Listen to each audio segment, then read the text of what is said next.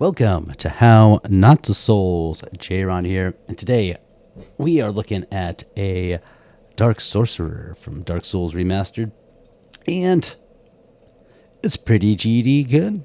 I like it. Used to be my favorite, no longer my favorite build for a couple of reasons, but it's still a very potent, powerful build. Used pretty well in PvE and PvP. It has a lot of good utility to it with a lot of things. Some things are geared better toward PvE, so we'll cover that. Let's take a look at our stats, and then we can move on. So, as you can see, we're kind of a strength intelligence build, a 45 strength and 50 intelligence. And I have that because some of our equipment will put our strength stat into the scaling of the dark sorceries, as well as the intelligence scaling, so it makes them very, very powerful. As we have a lot of health, so we don't need too much attunement considering trying to maximize. We had maximize the use of dark sorceries, and there's not many dark sorceries to go around.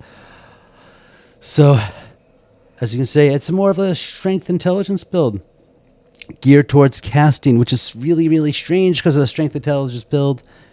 You want to be smashing people's faces in with your magic infused weapons. But we can go over all that in a second.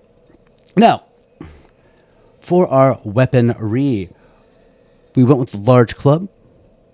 Very good. I think the large club is a really good option for this. It's not as heavy as the gray club, and it does have poison damage. Poison damage is kind of worthless in this game. Unless it's toxic, it's kind of crap, and everyone's immune to poison or toxic. Or if you do get them poisoned, it's like crappy damage. Unless you're in a PvP situation, I'd stay. This is a better just strength weapon all around.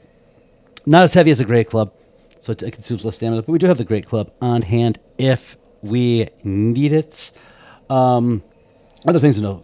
Reinforced club for a good duration, and there's a nice little side arm. Got some bonkage. Divine Club for the Catacombs, solely for that. And I am a fan of the Chaos Zweihander. Really, I like Chaos weapons. I mean, they're pretty good. You get a soft 10 humanity on that, you're popping out some decent damage. Though it has no scaling on it, it still does a lot of good damage. So keep that in mind. For our Catalyst, the Manus Catalyst is what you need for this. Though it cuts your casts of your sorceries in half, with your dark sorceries, it scales your strength damage.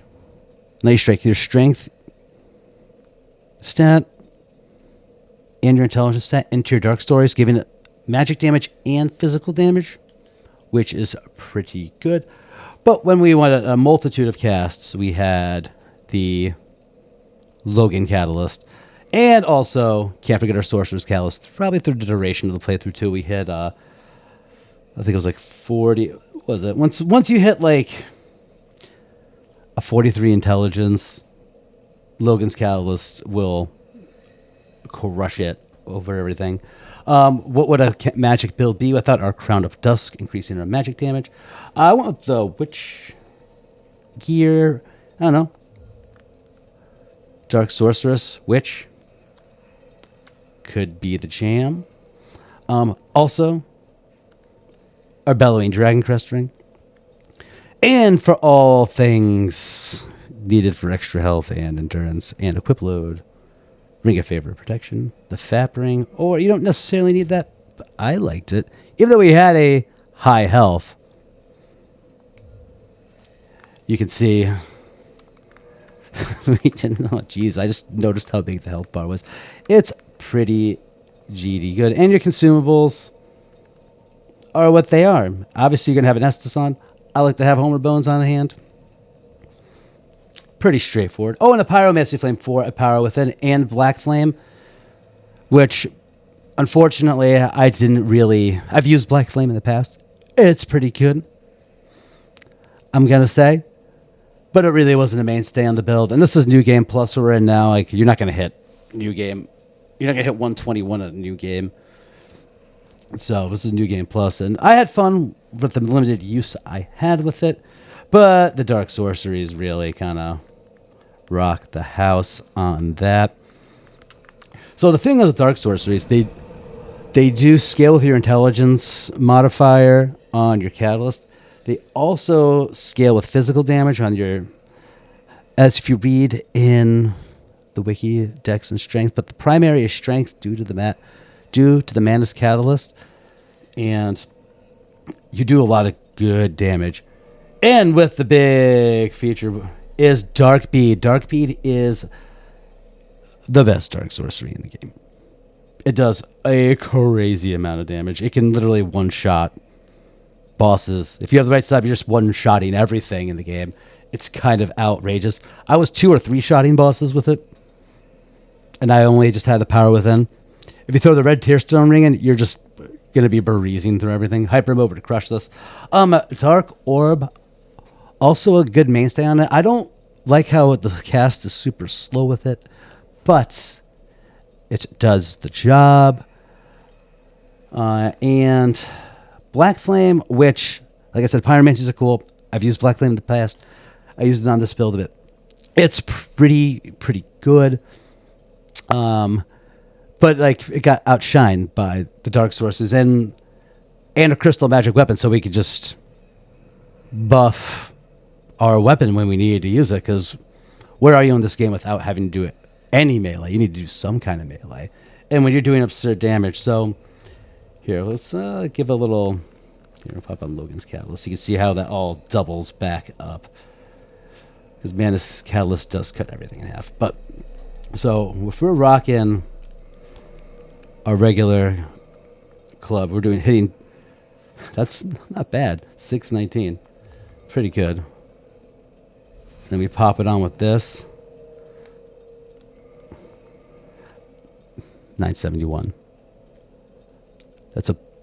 That competes with just melee builds. You're crushing stuff with this too. Also, the large club crushes. It's not as heavy as the gray club, and the poison build up to it is there as well. Other things of note. So we didn't get one of the dark sorceries, which is Pursuers. I just didn't want to go all the way back and go through the whole rigmarole of fighting dudes in the DLC, because you need to get Manus' soul, trade it in with Snuggly the Crow to get the Pursuers sorcery.